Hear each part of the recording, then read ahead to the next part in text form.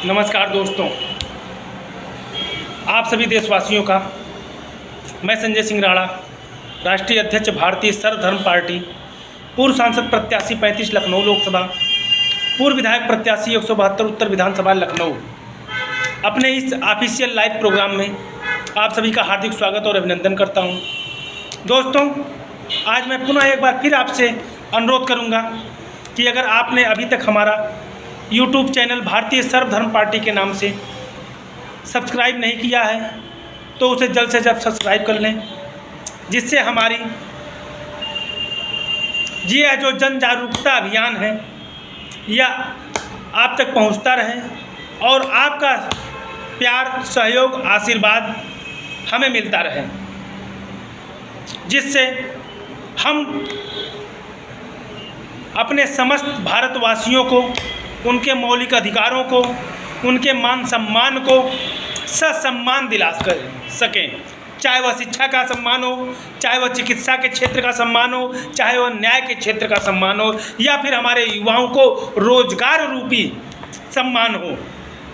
भारतीय सर्वधर्म पार्टी के गठन का उद्देश्य ही यही है कि सबको मुफ्त शिक्षा, सबको मुफ्त चिकित्सा, सबको मुफ्त न्याय और सबको रोजगार गारंटी का लाभ मिले। दोस्तों, आज हम खास तौर से अपने उत्तर प्रदेश सरकार की उन खामियों पर आपका ध्यान आकर्षित कराने की चेष्टा करेंगे, जो कि भ्रष्टाचार से जुड़ा हुआ है। हमारी मौजूदा सरकार कहती है, हमारे गोरक्षपीठाधीश्वर माननीय योगी आदित्यनाथ महाराज जी का सीधा सीधा संदेश है कि हमारे उत्तर प्रदेश में जीरो टॉलरेंस की नीति अपनाकर कार्रवाई की जाए, अर्थात भ्रष्टाचारी किसी भी कीमत पर बच न पाएं। लेकिन क्या हमारे योगी जी का यह आदेश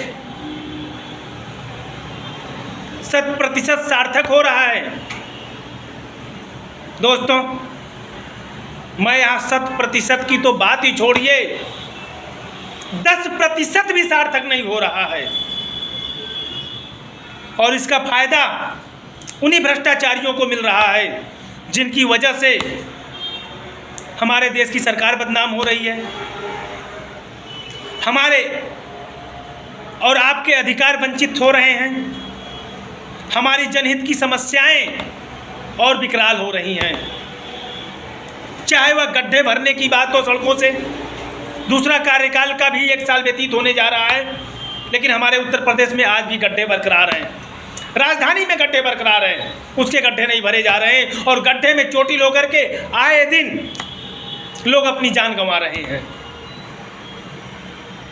और हमारे यह प्रशासन, हमारी सरकार सिर्फ हमारे देश की जनता को, हमारे प्रदेश की जनता को, हमारे ज़िले की जनता को आश्वासन के नाम पर, एक नई तारीख के नाम पर और कुछ नहीं, समय सीमा बढ़ा दी जाती है बस कि 30 नवंबर नहीं हुआ तो 5 दिसंबर तक गड्ढे भर दिए जाएंगे। इसके सिवा हमें कुछ नहीं मिलता है और गड्ढे ज्यों की त्यों बरकरार रहते हैं। हमारे क्षेत्र की जनता आए दिन उनमें गिर करके चोटिल होती है और कई तो अपनी जान भी गंवा देते हैं। दोस्तों, इन मुद्दों पर मैं सीधा सा दो टूक शब्दों में कहना चाहूँगा, लापरवाही हमारे सरकार की है। जो सरकार अधिकारियों पर अंकुश नहीं रख सकती कि अधिकारी उसके आदेशों की ऐसी धज्जियाँ उड़ा रहे हैं, वह सरकार अपने अधिकारियों पर क्या अंकुश लगाएगी जो उनके आदेशों को कौड़ियों के भाव जूतों की नोक पर रखते हों। मैं उदाहरण देना चाहूँगा मेरे दोस्तों, हमारे उत्तर प्रदेश में इस समय अवैध बिल्डिंगें जो गिराई जा रही हैं वह एक मिसाल है। मिसाल बननी भी चाहिए, होना भी चाहिए, भ्रष्टाचार के कमर को तोड़ना चाहिए, लेकिन सिर्फ भ्रष्टाचार को के नाम पर जो यहाँ आम नागरिकों का उत्पीड़न हो रहा है, भ्रष्टाचार के नाम पर जो आम नागरिक ठगे जा रहे हैं, वह सरासर कतई बर्दाश्त नहीं किया जाना चाहिए। जैसे मैं ताज़ा उदाहरण दूंगा, जो यजमान बिल्डर का अपार्टमेंट धराशायी करने की चेष्टा की गई, अदालत ने भी उस पर रोक लगाया है। 6ठी मंजिल पर लगभग 500 स्क्वायर फीट तक छत को तोड़ डाला गया है, जो इसे बनने में 6 साल लगे और अभी तक पूरा नहीं हुआ। उस समय हमारा प्रशासन सो रहा था। आखिर उस समय इस बिल्डिंग के काम को क्यों नहीं रोका गया? कैसे एसडीएम ने आधी अधूरी बिल्डिंग की रजिस्ट्री फ्लैट मालिकों को कर दी, बिना किसी प्रलोभन के, बिना किसी भ्रष्टाचार के, जबकि रजिस्ट्री में फोटो लगाई जाती है बिल्डिंग की, फ्रंट से फोटो खींच के लगाई जाती है, बिल्डिंग पर फ्लैट नंबर लिखवाया जाता है, तब जाकर रजिस्ट्री होती है। फिर अगर वह आधे अधूरे निर्माण थी तो एसडीएम के द्वारा कैसे रजिस्ट्रार ने रजिस्ट्री संपन्न कर दी? और जो 48 में से 36 फ्लैट के लोगों ने अपनी गाढ़ी कमाई को लगा करके फ्लैट को खरीदा, आज वह दर दर भटकने को मजबूर है। इस पर हमारी सरकार की, उन अधिकारियों की निगाह क्यों नहीं जा रही है? क्यों इस बिल्डिंग को बनाने में जो जिम्मेदार हैं, चाहे वो नगर निगम के प्रशासन हो, नगर निगम के अभियंता हो, या जो भी हो, या एलडीए के अधिकारी हो, कैसे इस जांच से बचे हुए हैं? उन पर अब तक कार्रवाई क्यों नहीं? जिस प्रकार आनन फानन उन्हें जबरन घर से बाहर निकाला जा रहा है फ्लैट खरीदारों को, वैसे ही भ्रष्ट इंजीनियरों को बीच चौराहे पर खड़ा करके उनकी संपत्ति को नीलाम करके उन्हें सजा क्यों नहीं दी जाती है? उन्हें जेल क्यों नहीं भेजा जा रहा है? इसका सीधा सा कारण है मेरे दोस्तों, इसका सिर्फ एक कारण है, क्योंकि ये इंजीनियर तो फ्रंट पे रहते हैं, लेकिन जो मलाई का पैसा होता है, जो मलाई खाते हैं, वह संपूर्ण विभाग मिलके खाते हैं। किसी एक के हिस्से की बात नहीं होती है, वहाँ बंदर बांट सभी के बराबर के हिस्से लगते हैं। यही कारण है कि ड्रैगन माल गिराने पर 50 लाख रुपए ने एलडीए ने खर्च किया, लेकिन उनमें जो दोषी इंजीनियर थे, आज तक किसी पर कोई कार्रवाई नहीं हुई। दूसरा उदाहरण मैं दे रहा हूं, पहला ड्रैगन माल हो गया, दूसरा उदाहरण मैं दे रहा हूं, दाऊद अहमद की इमारत में 10 इंजीनियर दोषी मिले थे।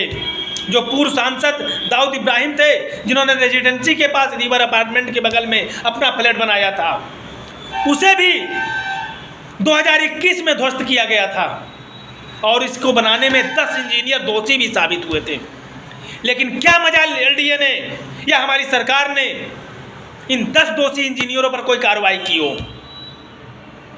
तीसरा उदाहरण मैं दे रहा हूं, एसएचजे विराट होटल, जिसमें आग में जिंदा जल गए हमारे 8 लोगों ने अपने प्राण त्याग दिए थे चारबाग में, और इसे बनाने में भी 30 इंजीनियर दोषी पाए गए थे कि यह अवैध बना था।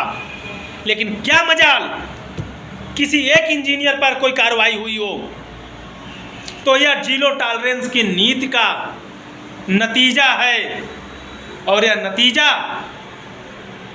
कहा गया है ना, जो दोषी होते हैं उन्हें बचाया जाता है, और जो बेगुनाह होते हैं, कमज़ोर होते हैं, जिनका कोई सहारा नहीं होता है, जो न्याय की बात करते हैं, उन पर गाज गिरा करके लिपापोती करने की चेष्टा की जाती है। यह है हमारे प्रदेश की जीरो टॉलरेंस की नीति। मैं अपना उदाहरण देना चाहूँगा, एक और अपना खुद का उदाहरण देना चाहूँगा। जब सीतापुर रोड चौड़ीकरण हो रहा था, आपने देखा सीतापुर मड़ियाओं से सीतापुर रोड चौड़ीकरण के नाम पर जिस प्रकार नगर निगम NHAI ने गुंडागर्दी की, पैसे लेकर के किसी का तोड़ा, किसी का छोड़ दिया, और किसी को अपनी दुकान जबरन खाली करवानी थी तो भी NHAI के इंजीनियरों ने पैसा लेकर के अपनी द्वारा निर्धारित जगह से ज़्यादा उसका बिल्डिंग गिरा दिया, जिसका परिणाम मैं खुद भोगी हूँ। कुलपति जो HBTU के पूर्व कुलपति रहे प्रोफेसर MZ खान, जो कि रसूखदार हैं, जो कि यनियन गिरी जो NHAI के निदेशक हैं, उनके मित्र हैं, सहपाठी हैं, उनसे उनकी फ़ोन पर बात होती है। मेरा ऑफिस उसमें पिछले 20 सालों से था और 10% हिस्सा, 10 फीट का हिस्सा मेरे ऑफिस का जा रहा था, 8 फीट हिस्सा बच रहा था, और 8 फीट को मैंने रोड कटवा दिया था। 8 फीट की 10 फीट की छत कटवा दिया गया था मेरे द्वारा, जो हिस्सा NHAI में जा रहा था।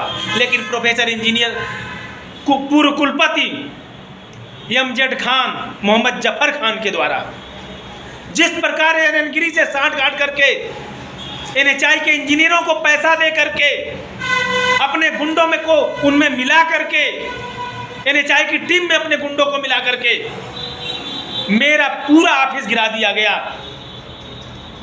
जो कि ऑफिस गिराने से पहले लखनऊ के सीनियर डिवीजन में उस प्रॉपर्टी पर मामला लंबित था। इसके बावजूद कोर्ट की धज्जियां उड़ाते हुए पुलिस ने MZ खान से पैसा लेकर के, पुलिस से भी साठ-गांठ करके मुझे जबरन अपनी प्राइवेट इनोवा में बंधक बना लिया। मैं खुद बता रहा हूं, क्योंकि उनकी इतनी बड़ी लावी है। पैसे पे यहाँ इंसान बिकता है, पैसे से यहाँ कुछ भी कराया जा सकता है। तो MZ खान के पास, मोहम्मद जफर खान के पास अथाह दौलत है। इसकी जांच आज तक नहीं हुई। मैंने मुख्यमंत्री महोदय से भी इसकी शिकायत की, लिखित शिकायत की कि किस प्रकार न्यायालय में मामला लंबित होने के बाद मेरा पूरा ऑफिस गिरा दिया गया, मुझे जबरन बंधक बनाए रखा गया और भिटौली चौकी इंचार्ज संतोष सिंह के द्वारा मुझे थाने में रात भर रख के प्रताड़ित किया गया। किस प्रकार न्याय की लड़ाई लड़ने वाले के साथ यहाँ पर